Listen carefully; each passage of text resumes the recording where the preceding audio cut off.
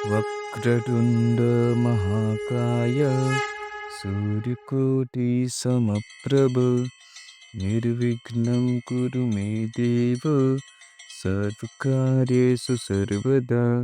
હે ગજાનન ગણપતિ મહારાજ, પ્લીઝ મને જોબ મળી જાય એવા આશીર્વાદ આપો. છેલ્લા 1 વર્ષથી જોબ માટે ભટકું છું. અરે, હું યુનિવર્સિટીનો ટોપર હતો, તેમ છતાંય કોઈ જોબ પર નથી રાખતું. મમ્મી પપ્પા તો કંઈ નથી બોલતા, પણ પપ્પા રાતે થાકીને ઘરે આવે છે તો હું શરમથી એમની સાથે નજર નથી મેળવી શકતો. આ છે વિનોદ પંચાલ. લગભગ 5 ફીટ 8 ઇંચ જેટલી હાઈટ, એક વડિયો બાંધો, સફેદ શર્ટ અને ગ્રે પેન્ટ પહેરેલું છે, પોલિશ કરેલા બ્લેક શૂઝ. પર્સનાલિટી તો એવી કે ઓફિસરોને ટક્કર આપે. પણ અત્યારે રિક્ષા શોધી રહ્યો છે.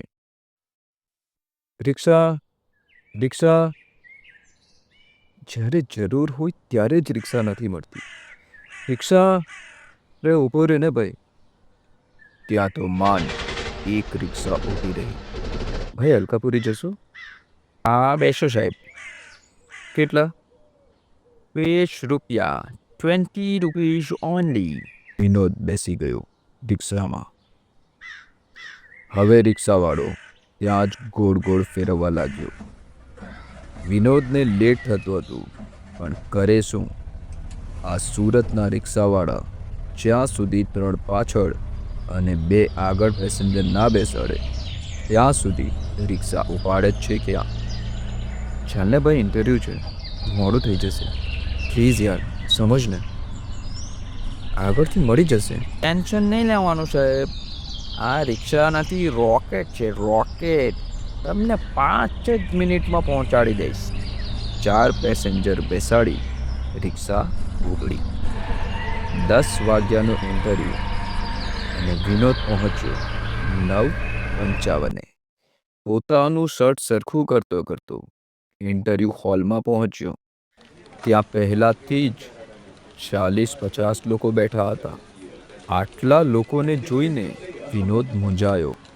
મારું તો 5-10 લોકોના ઇન્ટરવ્યૂમાં પણ કંઈ નથી થયું. અહીં તો 40-50 લોકો છે. મારું કંઈ થશે કે કેમ? ત્યાં તો પ્યુન આવીને બોલ્યો, શાલિની મહેતા, અંદર જાઓ ઇન્ટરવ્યૂ માટે. શાલિની અંદર ગઈ. ફક્ત 5 જ મિનિટમાં બહાર. ઉદાસ ચહેરો, ઝૂકી ગયેલા ખભા અને જંગમાં હારી ગયેલા સૈનિક જેવી ચાલ. એના પછી તો બાદલ, મનન, નેહા, લગભગ 15થી વધારે લોકોના ઇન્ટરવ્યૂ થયા. પણ બધાના ચહેરા પર ઉદાસી સાફ સાફ દેખાઈ રહી હતી. ત્યાં તો અંદરો અંદર વાતો ચાલવા લાગી. આ ઇન્ટરવ્યૂ તો બસ નામનું જ છે, નોકરી તો પહેલેથી જ ફિક્સ છે. આ બધો ફક્ત દેખાવ છે, દેખાવ. આ બધું સાંભળી વિનોદ ખૂબ ઉદાસ થઈ ગયો.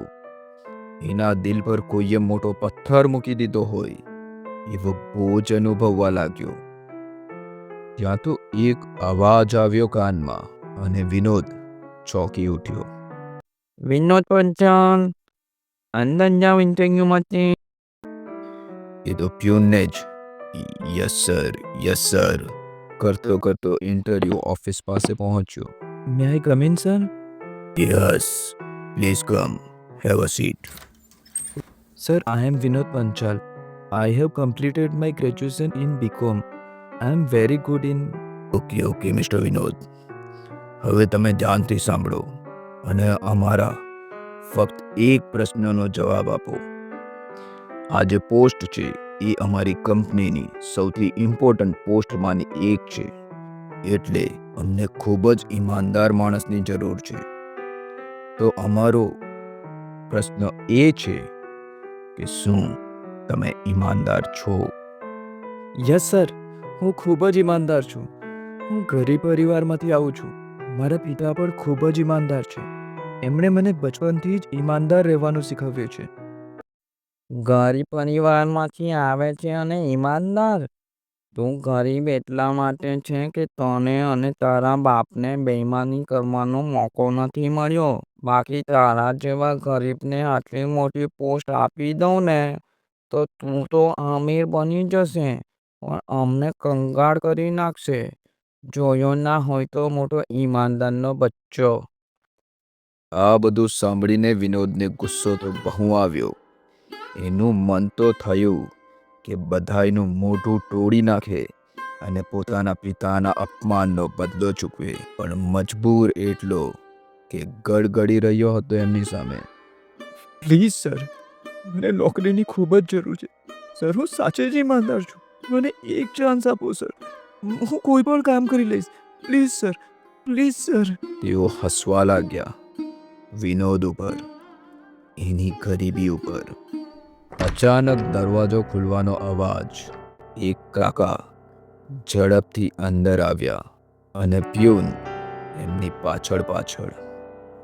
કાકા સાંભળો ને, અંદર ન જવાય, ઇન્ટરવ્યુ ચાલે છે. કાકા, ઓ કાકા.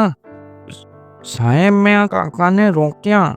કાકાએ અંદર આવીને 3માંથી એક ઇન્ટરવ્યુઅરના હાથમાં એક બોક્સ મૂકી દીધું. બોક્સ જોઈને ઇન્ટરવ્યુઅર ગભરાઈ ગયો. એના હાવભાવ બદલાઈ ગયા.